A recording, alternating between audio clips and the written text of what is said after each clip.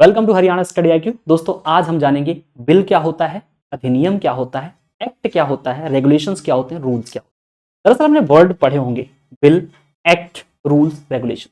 ये क्या होते हैं, इनको आज हम लोग आज की क्लास में समझने का प्रयास करेंगे और इनके बीच में बेसिक डिफरेंस क्या होता है, मूलभूत अंतर क्या होता है, इनको भी हम लोग समझने का प्रयास करेंगे। दरअसल दोस्तों जब हम इनको यूज करते हैं, इन वर्ड्स को यूज करते हैं, हमने सुना भी होगा, कई बार इनका हम उपयोग भी करते हैं और हमको कई बार ये एक जैसे लगते हैं, लेकिन इनमें अंतर होता है और बेसिक से अंतर हमको समझने जरूरी होते हैं। तो आज उसी पर हम लोग यहाँ पर बात करेंगे और आज सारी चीजों को हम समझेंगे कि आखिर इनके बीच में क्या डिफरेंसेस होते हैं। उसके पहले मैं आपको बता दूं कि हम जब लेजिस्लेशन करते हैं, हम जब विधायन करते हैं, तो हमारे लिए जो विधायी कह सकते हैं संस्था है वो क्या है, पार्लियामेंट। हमारे सेंट्रल गवर्नमेंट के कॉन्टेक्स्ट में हम देखते हैं there are 3 organs, that is legislative, executive and judiciary. वहीं आप यदि हम बात करते हैं आपके राज्य पर, तो राज्य पर भी ये चीज लागू होती है। राज्य में भी आपको विधायिका देखने को मिलती है, कार्यपालिका देखने को मिलती है और वहीं न्यायपालिका भी देखने को मिलती है। दोस्तों विधायिका जो होती है, उस विधायिका के कॉन्टेक्स्ट में यदि हम बात करें तो विधायिका का काम होता है कानून को बनाना। वहीं जो कार्यपालिका होती है वो क्या करती है, कानून को लागू करती है। यहां पर आप देख सकते हैं विधायिका क्या करती है, लॉ का फॉर्मेशन करती है, कार्यपालिका कानून का एग्जीक्यूशन करती है और जो न्यायपालिका होती है वो उसको इंटरप्रेटेड करती है। ठीक है, उसको क्या करती है, उसकी कॉन्स्टिट्यूशनलिटी को चेक करती है, उसकी संवैधानिकता का परीक्षण करती है। ये सारे काम किसको दिए गए हैं, ये सारे काम आपके न्यायपालिका को प्रदान किए गए।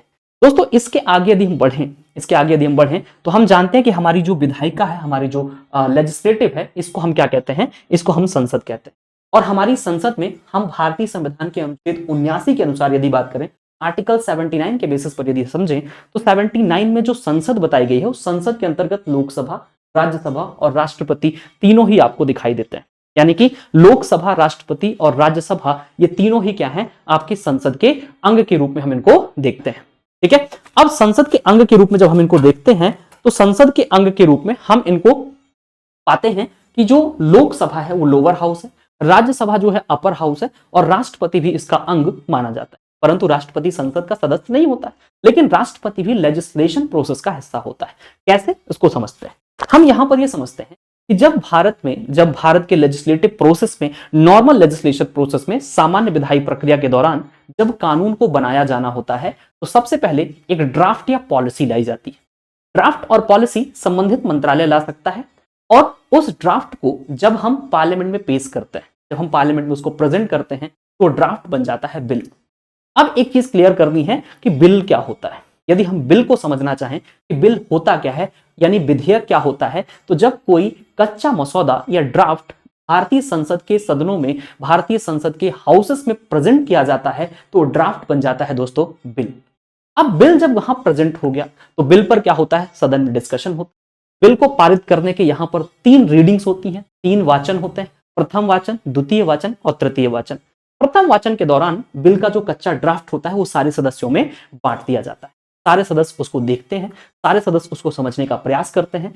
दूसरे वाचन में उस मसौदे पर, उस ड्राफ्ट पर एक डिटेल डिस्कशन होता है, उस पर एक विस्तृत चर्चा होती है। उसके कई लोग उसके खिलाफ बोलते हैं, कई लोग उसके पक्ष में बोलते हैं, कई लोग उसको क्रिटिसाइज करते हैं, कई लोग उसमें कुछ कमियां निकालते हैं, कई लोग उसमें कुछ सजेशंस देते हैं। तो सारे सजेशंस, सारी आलोचनाओं के बाद जब उसमें कुछ यदि संशोधित करना होता है तो सरकार उसे संशोधित कर देती है और फिर उसे आपको तृतीय वाचन में लाना पड़ता है।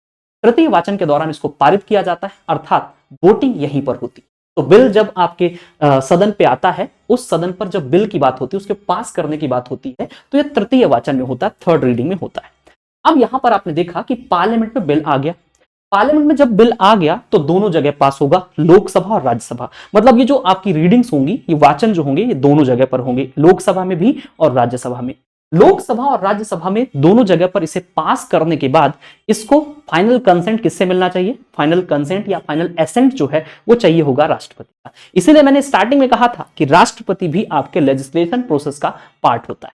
क्यों? क्योंकि वो संसद का सदस्य होता है। तो अब यहां पर आपने जाना कि लोकसभा जो है, जो राज्यसभा है, दोनों जगह से जब पास हो गया तो हमने इसको किसके पास भेजा, प्रेसिडेंट के कंसेंट के लिए भेजा। प्रेसिडेंट ने जैसे इसको कंसेंट दिया तो ये जो बिल यहां पर था वो बिल आपका बन गया क्या, act. After the ascent of president ये क्या बन जाता है, इट विल बिकेम एक्ट।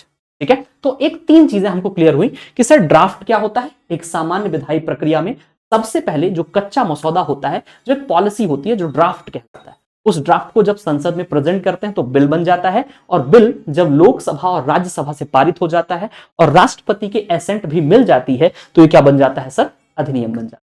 दोस्तों अब अधिनियम तो आप समझ गए। अधिनियम के बाद हम आगे बढ़ेंगे और बात करेंगे इसी से मिलता जुलता एक शब्द, ऑर्डिनेंस। अध्यादेश आपने सुना जरूर होगा। अध्यादेश क्या होता है, क्या अंतर होता है बिल और अध्यादेश में, एक्ट और अध्यादेश में, इसको भी हम समझने का प्रयास करेंगे। अब यहां पर समझें कि हमने ये तो समझ लिया कि जो बिल होता है, जो एक्ट बनता है, वो पार्लियामेंट से बनता है, संसद से बनता है। परंतु ये चीज भी आप जानते ही होंगे कि संसद हमेशा सत्र नहीं चल रहे होते, संसद के सत्र हमेशा नहीं चल रहे होते, संसद हमेशा काम नहीं करती, संसद के जो सदस्य हैं वो हमेशा काम नहीं करते। अब जब हमेशा काम नहीं करते तो संसद में कानून कैसे बनेंगे, संसद में लॉ का फॉर्मेशन कैसे होगा।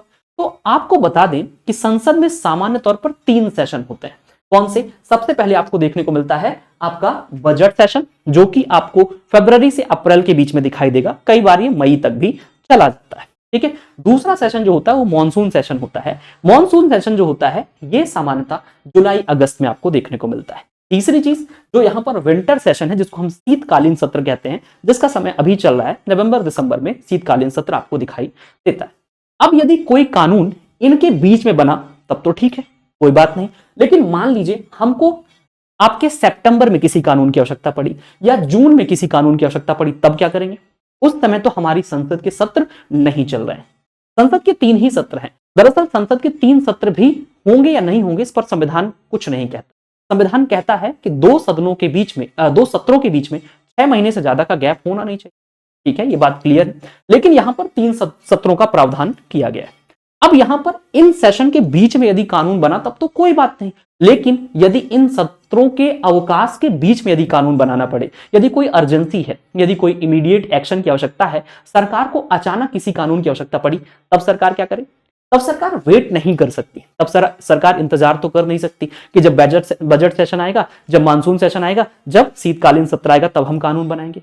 तो ऐसे टाइम पर जब सरकार को अचानक किसी कानून की आवश्यकता पड़ती है, इस समय लेजिस्लेटिव नहीं बल्कि एग्जीक्यूटिव लॉ पास करती है, ठीक है, बल्कि लॉ जारी करती है, इशू करती है, ठीक है, ऑर्डिनेंस रिलीज किया जाता है। और ये ऑर्डिनेंस जो रिलीज किया जाता है ये सामान्य तौर पर सेंट्रल गवर्नमेंट के कॉन्टेक्स्ट में राष्ट्रपति जारी करते हैं अंडर आर्टिकल 123, और राज्य सरकार के कॉन्टेक्स्ट में इसको भेजा जाता है किसके पास? ये जारी करते हैं राज्यपाल, अनुच्छेद 213 के अंदर, ठीक है। ये चीजें आपको क्लियर करनी है। तो ऑर्डिनेंस के कॉन्टेक्स्ट में आपको इतनी चीजें आपको दिमाग में रखनी है कि जब संसद के सत्र ना चल रहे हों या संसद के दोनों सत्रों में से कोई एक सत्र ना चल रहा हो, कोई एक सदन का सत्र ना चल रहा हो, ऐसे समय पर सरकार को यदि अचानक किसी कानून की आवश्यकता पड़ती है तो राष्ट्रपति सेंट्रल गवर्नमेंट के कॉन्टेक्स्ट में और राज्यपाल आपके राज्य सरकार के कॉन्टेक्स्ट में ऑर्डिनेंस जारी कर सकते हैं, जिनके कॉन्टेक्स्ट के प्रावधान अनुच्छेद 123 में राष्ट्रपति के लिए और अनुच्छेद 213 में राज्यपाल के लिए दिए गए, ठीक है।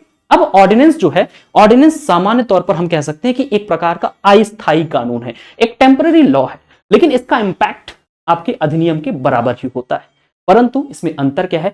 अंतर सिर्फ इतना है कि इसका जो समय होता है, इसकी जो अवधि होती है, इसका जो टाइम पीरियड होता है वो सीमित होता है। दोस्तों इसके टाइम पीरियड की यदि हम बात करें तो ये मैक्सिमम हो सकता है 6 मंथ एंड 6 वीक।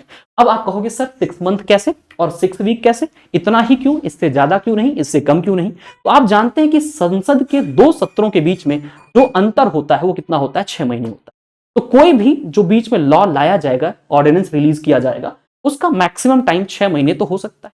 और उसके साथ साथ 6 वीक्स इसलिए क्योंकि जिस दिन से संसद का सत्र शुरू होगा तो संसद के सत्र शुरू होने से 6 हफ्ते के अंदर इसे पास कराना होगा। Within 6 week from the starting of the session यदि आपने पास नहीं कराया then it will be dismiss, ठीक है, ये क्या हो जाएगा? डिसमिस हो जाएगा। परंतु यदि पार्लियामेंट उसको पास कर देती है within 6 week from the starting of the session के स्टार्ट होने के 6 हफ्ते के अंदर यदि उसको पास कर दिया जाता है then it will become act, ठीक है, मतलब ऑर्डिनेंस को यदि संसद ने पास कर दिया है तो फिर अधिनियम बन जाता है। दोस्तों यहां पर आपको बता दें कि जो अधिनियम है, जो एक्ट है, यदि हम उसको पास करते हैं, यदि ऑर्डिनेंस को पास करते हैं तो ऑर्डिनेंस को पास करने के बाद ऑर्डिनेंस का प्रभाव एक्ट के बराबर ही हो जाता है। परंतु यदि ऑर्डिनेंस को रद्द कर दिया गया, यदि ऑर्डिनेंस डिसमिस हो गया तो ऑर्डिनेंस के डिसमिस होने के बाद भी उस ऑर्डिनेंस से जितने काम पीछे हो चुके हैं उन पर कोई प्रभाव नहीं पड़ता है। ये बात आपको ध्यान में रखनी है। तो दोस्तों बिल क्या होता है, एक्ट क्या होता है, ड्राफ्ट क्या होता है, ऑर्डिनेंस क्या होता है, ये 4 वर्ड हम लोगों ने समझ लिए। अब 5वीं चीज जो हमको समझनी है वो हमको समझनी है रूल्स क्या होता है, नियम क्या होता है। यहां पर आपको बता दें कि जो पार्लियामेंट्री एक्ट को इंप्लीमेंट कराने के लिए सरकार बनाती है उनको क्या कहा जाता है, रूल्स कहा। अब यहां पर आपको बताएं कि एक्ट कौन बनाता है, लेजिस्लेटिव बनाती है, लेकिन उन लॉ को लागू कौन करता है, उन एक्ट को लागू कौन करता है, एग्जीक्यूटिव लागू करती है।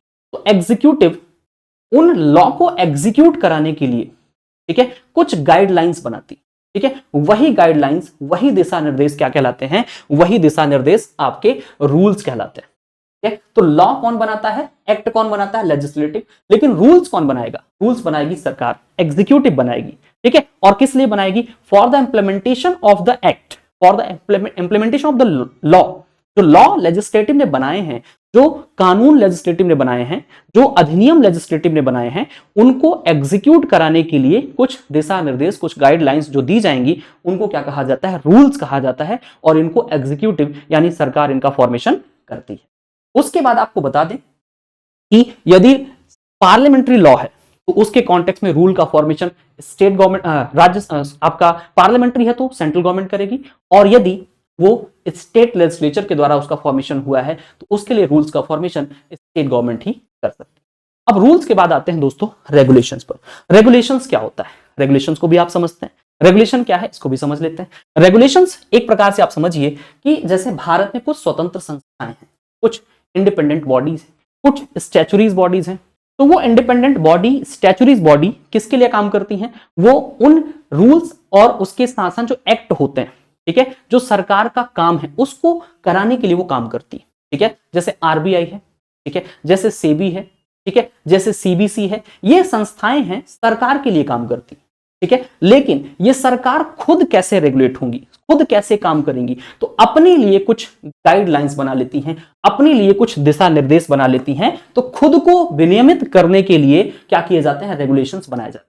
तो रेगुलेशन सामान्यतः आपकी जो इंडिपेंडेंट बॉडीज होती हैं, जो ऑटोनोमस बॉडीज होती हैं, साथ ही जो स्टैच्यूरीज बॉडीज होती हैं, वो अपने खुद के संचालन के लिए कि वो कैसे काम करेंगी, इस कॉन्टेक्स्ट में क्या बनाया जाता है, रेगुलेशंस बनाया जाता है। तो रेगुलेशंस कौन बनाता है, रेगुलेशंस खुद अपनी जो संस्थाएं होती हैं वो संस्थाएं खुद बनाती हैं।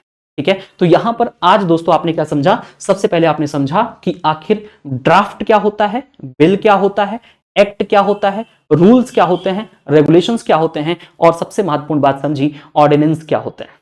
ठीक है, तो कैसा लगा ये आपको कॉन्सेप्ट, कैसा लगा ये हमारा सेशन, कमेंट करके जरूर बताइएगा। और ऐसे ही इंटरेस्टिंग चीजों को जानने के लिए जुड़े रहिएगा हरियाणा टीसीएस के इस चैनल के साथ। तब तक के लिए धन्यवाद, जय हिंद।